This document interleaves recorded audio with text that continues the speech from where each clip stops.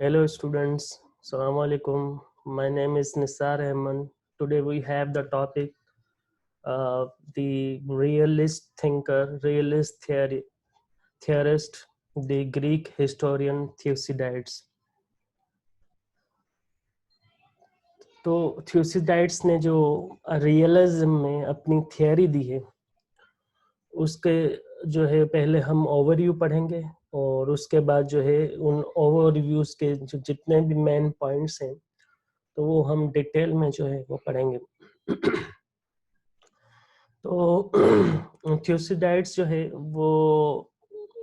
वो ancient Greek में cities में रहता था। वो ग्रीक एम्पायर में रहता था। He is considered as Greek historian और इसका जो ब्रांड ऑफ रियलिज्म है वो नेचुरलिस्ट है। तो first point is Thucydides who lived in the era of ancient Greek city states brand of realism was naturalist. तो इसका जो ब्रांड था रियलिज्म का वो नेचुरलिस्ट था। वो नेचुरलिस्ट क्यों है वो सेकंड पॉइंट में है। He believe that states were highly unequal in their powers and capabilities, as such he urged them to adopt in order to survive. तो यही वजह है कि इसकी थियोरी जो है वो रियलिज्म में नेचुरलिस्ट है कि ये कहता है कि जिस तरह इंसान किसी गरीब घर में पैदा होता है या अमीर घर में पैदा होता है तो वो एक नेचुरल फिनोमेना है। इसी तरह जो रियासतें होती हैं वो भी पावर्स और कैपेबिलिटीज में जो है वो अनइक्वल है। लेकिन ये उनको कुछ जो है वो मैक्सिम्स बताता है, जो मेथोडोलॉजी बताता है कि अगर कोई वीक स्टेट है तो उसको कैसे सरवाइव करना है और जो स्ट्रॉन्ग स्टेट है उसको कैसे सरवाइव करना है इंटरनेशनल पॉलिटिक्स या इंटरनेशनल रिलेशंस में। Third point, he professes the ethics of caution and prudence as well as foresight, good judgment if a country is to survive and prosper. तो ये बताता है उन स्टेट्स को, इसने कुछ जो है एथिक्स दिए हैं। आप इनको एथिक्स कहें या वे आउट कहें या मैथोडोलॉजीज कहें कि वो जो स्टेट्स हैं उनको अगर ये एथिक्स एडॉप्ट करें अपनी फॉरेन पॉलिसी में तो वो प्रॉस्पर भी कर सकती हैं और वो सरवाइव भी कर सकती हैं। Fourth, in his study of Peloponnesian war, इसने एक किताब लिखी थी जिसका नाम है पेलोपोनेशियन वॉर। उसमें he argues that justice in international relations is not about equal treatment but knowing your proper place. तो उसमें ये लिखता है कि जो इंटरनेशनल रिलेशन में जस्टिस का कॉन्सेप्ट है वो ये कॉन्सेप्ट नहीं है कि इक्वल ट्रीटमेंट होने चाहिए, बल्कि ये वो कॉन्सेप्ट है कि हर स्टेट चाहे वो अमीर हो या गरीब हो, स्ट्रांग हो या वीक हो, उसको अपनी प्रॉपर प्लेस का पता होना चाहिए कि उसका पावर वो वीक पावर है या स्ट्रांग पावर है, उस हिसाब से इंटरनेशनल रिलेशंस और सिस्टम में जो है वो डील करें। पांचवा, इसका फेमस मैगजिम्स है जो इसकी पूरी थियोरी जिस पे जो है वो बेस करती है। तो ये कहते हैं कि the strong do what they have the power to do. जो स्ट्रांग नेशंस हैं, स्ट्रांग कंट्रीज हैं, वो कुछ भी करें, उनके पास पावर है, वो उसको अलाउ करता है, पावर परमिट करता है तो वो कुछ भी करें। And the weak accept what they have to accept. तो ये इसका जो है वो फार्मूला है। अगर स्ट्रांग स्टेट है तो वो कुछ भी करे और वो अपना पावर एक्सपोज करे, अपना पावर एक्सप्रेस करे, अपना पावर डिस्प्ले करे तो वो कर सकता है। और जो वीकर स्टेट है उसको जो कुछ भी मिले वो एक्सेप्ट करे। इसमें दोनों का सर्वाइवल है, दोनों रियासतों का सर्वाइवल है। और इसने इस फार्मूले को कहा है this is a safe rule, और ये दोनों के लिए जो है वो सेफ। अगर स्ट्रांग नेशन है और वो अपना पावर जो है वो ना एक्सपोज करे, ना एक्सप्रेस करे, ना डिस्प्ले करे तो वो किस चीज का पावरफुल स्टेट है। अगर वीकर स्टेट है, उसके पास पावर नहीं है और वो स्ट्रांग नेशन के सामने जो है वो खड़ा हो जाए तो वो पेरिश अवे हो जाएगा, वो डिस्ट्रॉय हो गया। To stand up one's equal, to behave with deference to one's superior and to treat one's inferior with moderation.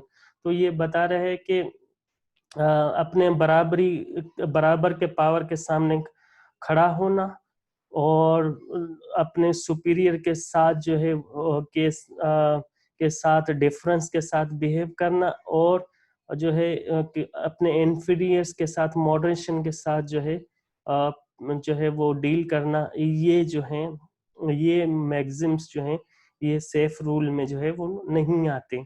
कि कोई जो है वो पावरफुल है और उसका कोई सेम पावर की स्टेट जो है उसको चैलेंज करे और वो उसके सामने खड़ा ना हो, उसको फेस ना करे, तो ये जो है वो मैक्सिम्स के जो है वो खिलाफ है। यहाँ कोई जो है वो अपने सुपीरियर, कोई वीक स्टेट है और उस वो किसी पावरफुल स्टेट या खुद से ज्यादा जो पावरफुल स्टेट है उसके सामने जो है वो खड़ा हो जाए और उसको चैलेंज करे, तो ये भी जो है वो घाटे का सौदा है, ये भी बेवकूफ़ी है। और तीसरी पॉइंट ये, to treat one's inferiors with moderation. आप पावरफुल स्टेट हो और आप वीकर स्टेट के साथ जो है वो शफकत के साथ, वो प्यार के साथ, अमन के साथ जो है वो बात करें, तो ये भी आपके पावर की जो है वो इंसल्ट है अकॉर्डिंग टू दी थ्यूसिडाइड्स। अब आए ये जो 5 इसके जो है वो थियरीज हैं और उनको वन बाय वन जो है हम पढ़ेंगे। तो पहली ये है theory, in his book an account of the Peloponnesian war he explains the reason of war between Athens and Sparta. तो इसने जो बुक लिखा था an account of Peloponnesian war, उसमें इसने लिखा है कि जो एथेंस और स्पार्टा दो पावरफुल रियासतें थी, सिटीज थी ग्रीक एम्पायर में, उनके जो बीच में वॉर हुई, तो उसका क्या रीजन था? उसका रीजन था पावर डिफरेंस। एथेंस जो है और स्पार्टा जो है वो दोनों स्ट्रांग तो थी, लेकिन एथेंस का जो है वो पावर बढ़ता जा रहा था। हालांकि ये दोनों स्पार्टा और एथेंस जो है दोनों ने मिल के जो है पर्शियन एम्पायर के साथ लड़ाई लड़ी थी, उसको शिकस्त दी थी। लेकिन उस फतेह के बाद एथेंस जो है वो अपना पावर बढ़ाते जा रहे थे, इसलिए स्पार्टन को जो है वो एथेनिन पे जो है वो शक था, इसलिए उसको रोकने के लिए स्पार्टा जो है फिर वॉर की तरफ चला गया एथेंस के खिलाफ। The Peloponnesian War is the most famous example to understand classical realist concept of IR. तो ये कह रहे हैं कि जो पेलोपोनेशियन वॉर है वो एक क्लासिकल रियलिस्ट का जो कॉन्सेप्ट है आईआर में, उसको समझने के लिए एक बेहतर जो है वो एग्जाम्पल है। As in anarchy of separate states that have no real choice but have to operate according to the principle of power politics for their security and survival. तो जहाँ पे एनार्की हो वहाँ पे जो सेपरेट स्टेट्स हों उनके पास कोई भी चॉइस नहीं होती, बल्कि उनके पास एक ही चॉइस होती है, वो है प्रिंसिपल ऑफ पावर पॉलिटिक्स। अगर उनके पास पावर है तो उस एनार्किकल सिस्टम में वो अपना सर्वाइवल भी जो है इंश्योर कर सकते हैं, अपनी सिक्योरिटी भी इंश्योर कर सकते हैं। तो एनार्किकल सिस्टम में आपका एक ही जो है चीज आपको सर्वाइव और सिक्योर कर सकती है, वो है आपका पावर। तो पावर पॉलिटिक्स जो है एनार्किकल सिस्टम में बेहतर फार्मूला है। सेकंड पॉइंट है theory, a distinctive feature of Thucydides' brand of realism is thus its natural characteristics. तो जैसे मैंने पहले भी बताया कि थ्यूसिडाइड्स की जो रियलिज्म ब्रांड थियरी है वो नेचुरल कैरेक्टरिस्टिक्स की है। क्यों? क्योंकि Aristotle said that man is political animal. Aristotle का एक कोटेशन है जिसने थ्यूसिडाइड ने अपनी थियरी में लिखा है कि जो इंसान है वो एक सियासी जानवर है। Third point, Thucydides said in effect that the political animals are highly unequal in their powers and capabilities to dominate others and to defend themselves. तो कह रहे हैं कि इसीलिए जो पॉलिटिकल एनिमल्स हैं, चाहे वो इंसान हो चाहे वो रियासतें हो, वो जो है वो अनइक्वल हैं नेचुरली, इसलिए नेचुरल करेक्टरिस्टिक है इसकी थियरी का। वो पावर और कैपेबिलिटीज में जो है दूसरों पे डोमिनेट करना या खुद को जो है वो डिफेंड करने के लिए वो इनइक्वल हैं। तो all states large and small must adapt to that given reality of unequal power and conduct themselves accordingly. तो जितनी भी रियासतें हैं, चाहे वो पावरफुल हैं चाहे वो स्मॉल हैं, वीक हैं, तो उनको एक फार्मूला अडाप्ट करना चाहिए, जहाँ ये गिवन रियलिटी जो है वो जहन में रखनी चाहिए कि वो अनइक्वल हैं पावर में। तो वो अगर लार्ज हैं तो उसी हिसाब से जो इंटरनेशनल रिलेशंस में डील करे, अगर वीक है तो वो जो चीज उसको मिले वो उसको एक्सेप्ट करे, उसी में ही दोनों का सर्वाइवल है। इफ स्टेट्स डू, अगर वो रियासतें करेंगी, they will survive and perhaps even prosper. अगर उस फार्मूले के तहत, इसी फार्मूले के तहत जो है रियासतें चलेंगी तो वो सर्वाइव भी करेंगी, इवन प्रॉस्पर भी हो जाएंगे. If its states fails to do that, they will place themselves in jeopardy and may even be destroyed. अगर ये रियासतें अपनी प्लेस, अपना पावर को रिकग्नाइज नहीं कर सकती, समझ नहीं सकती, उसमें फेल हो जाती हैं, तो वो खुद को खतरे में डालेंगी. बल्कि खतरे में नहीं डालेंगी, वो पेरिश अवे हो जाएंगी, वो डिस्ट्रॉय हो जाएंगी, वो खत्म हो जाएंगी.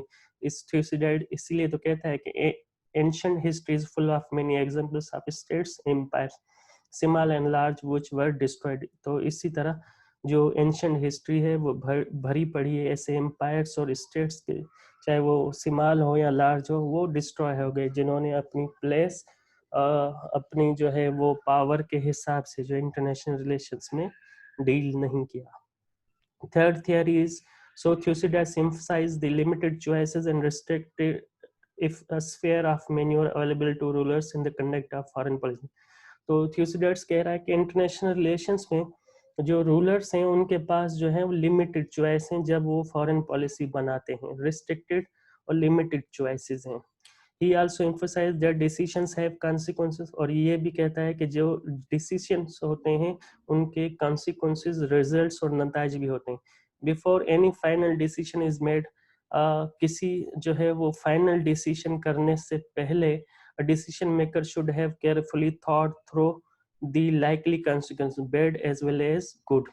तो डिसीजन मेकर को ये जहन में जरूर रखना चाहिए कि उसके फैसले, उसके फाइनल डिसीजन से और उसके लिए नताए जो हैं वो अच्छे भी आ सकते हैं, वो बुरे भी आ सकते हैं. वो सर्वाइव भी कर सकता है, उसकी रियासत जो है वो डिस्ट्रॉय भी हो सकती है, उसके डिसीजन पे बेस करता है. In pointing out that Thucydide is also emphasizing the ethics of caution and prudence in the conduct of foreign policy in an international world of great inequality, of restricted foreign policy choices and ever present danger as well as opportunity. तो इसीलिए थ्यूसिडाइड्स जो है वो जो emphasis करता है, जो उसने इथिक्स दी हैं फॉरेन पॉलिसी के, कॉशन और प्रूडेंस के, तो उसको जहन में रखें रियासतें.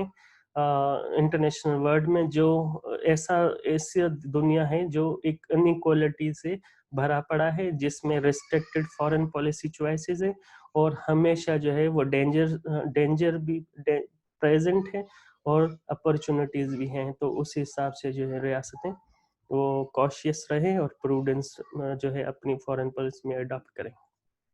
Fourth, in his famous study of Peloponnesian War, Thucydides put his realist philosophy into the mouths of leaders Athens, a great power, in their dialogue with leaders of Melos, a minor power, during a moment of conflict between two city-states. तो इसने Peloponnesian war में लिखा है कि जो million dialogue हुआ था, जिसको मिलियन डायलॉग कहते हैं, एथेंस जो पावरफुल सिटी स्टेट थी और माइनर पावर्स मीलोस जो है, उनके बीच में जो मुकालमा हुआ था उसके बारे में इसने लिखा था. तो एथेंस को जो मिलियंस माइनर पावर हैं वो अपील करते हैं. The Melians made an appeal to the principle of justice. तो मिलियन जो है वो एथेंस जो पावरफुल है उनको रिक्वेस्ट करते हैं कि हमारे साथ इंसाफ किया जाए. which to them mean that their honor and dignity as an independent state should be respected by the powerful Athens. तो वो प्रिंसिपल ऑफ जस्टिस के जो है वो रिक्वेस्ट कर रहे थे और ये भी कह रहे थे कि हम इंडिपेंडेंट स्टेट हैं, हमारी ऑनर और डिग्निटी का भी जो है वो ख्याल पूरा जो है वो उसको रेस्पेक्ट किया जाए. एथेनियंस के सामने जो है वो मिलियंस कह रहे थे. बट अकॉर्डिंग टू थ्यूसिडाइड्स, लेकिन जो थ्यूसिडाइड्स लिखता है, justice is of a special kind in international relations. तो इंटरनेशनल रिलेशन में जस्टिस का जो है एक मखसूस जो है वो मतलब है, मीनिंग है, एक स्पेशल किस्म की जो है वो जस्टिस होती है इंटरनेशनल सिस्टम और इंटरनेशनल रिलेशन में. It is not about equal treatment for all. तो इंटरनेशनल रिलेशन जस्टिस का ये मतलब नहीं कि सबके साथ जो है, चाहे वीकर हो स्ट्रांग हो, तो सबके साथ इक्वल ट्रीटमेंट की जाए, लेकिन वो जस्टिस ये है, it is about knowing your proper place. अगर आप सही प्लेस अपनी समझते हैं, अगर वीकर हैं तो एक्सेप्ट करें जो भी आपको मिले, स्ट्रांग है तो एक्सपोज करें, डिस्प्ले करें अपना power, about adapting to the natural reality of unequal power. तो ये एक नेचुरल रियलिटी है। अनइक्वल पावर, जब एक पावरफुल स्टेट और वीकर स्टेट आमने सामने होते हैं, तो इन दोनों को जो है, वीकर जो है वो खामोश रहे, उसको जो कुछ मिले वो अपनी स्टेट की सर्वाइवल, अपने लोगों की सर्वाइवल के लिए जो चीज़ मिले उसको एक्सेप्ट करे, और जो स्ट्रांग है वो अपना पावर शो करे। इसी में ही यही जो है वो जो है वो मीनिंग ऑफ जस्टिस है। फिफ्थ थियरी या फिफ्थ पॉइंट है, Thucydides there for let the Athens reply to the Melians. तो ये फिफ्थ में लिखता है कि एथेंस ने क्या रिप्लाई दिया था उन मिलियंस जो हैं वो माइनर जो मीनोस जो पावर्स थे। तो the strong do what they have the power to do and the weak accept what they have to accept, this is a safe rule. तो जो स्ट्रांग है वो अपना पावर शो करे, और वीकर्स को जो मिले वो उसको एक्सेप्ट करे, यही दोनों के लिए सेफ रूल है।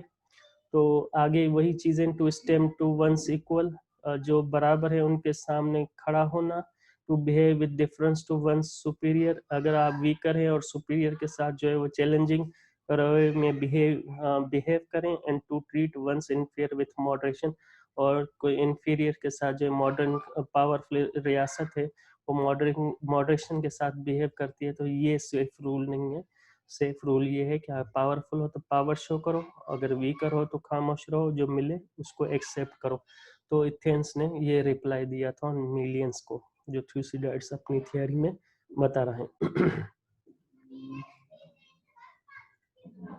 अब आ जाए कंक्लूजन की तरफ। ये थियरी इसकी कंक्लूड हो रही है। तो Thucydides great historian, 1460 to 1400 BC, 60 साल की इसकी जिंदगी थी। Considered as father of classical realism, इस थ्यूसिडाइड्स को जो है क्लासिकल रियलिज्म का फादर जो है वो माना जाता है। He describe the Peloponnesian wars, Athens and Sparta. इसने जो है किताब लिखी थी an account of Peloponnesian war, जिसमें इसने रीजन एथेंस और स्पार्टा के बारे में लिखा था। He concluded that in war all what count is power.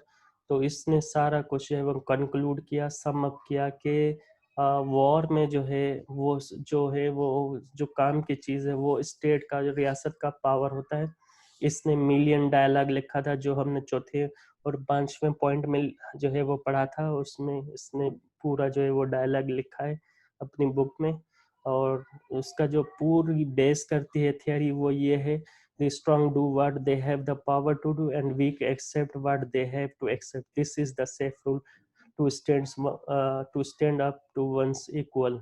तो ये जो है वो सेफ रूल है कि स्ट्रॉन्ग जो है वो अपना पावर शो करे, और वीक जो है वो जो इसको मिले वो एक्सेप्ट करे, इसमें दोनों की सिक्योरिटी और सर्वाइवल है। तो ये थियरी थी थ्यूसिडाइड्स की। इसका ब्रांड ऑफ रियलिज्म जो है वो नेचुरलिस्टिक है। नेचुरलिस्ट क्या है कि रियलिटी ऑफ अनइक्वलिटी, इनइक्वलिटी कहें, अनइक्वलिटी कहें स्टेट्स के दरमियान।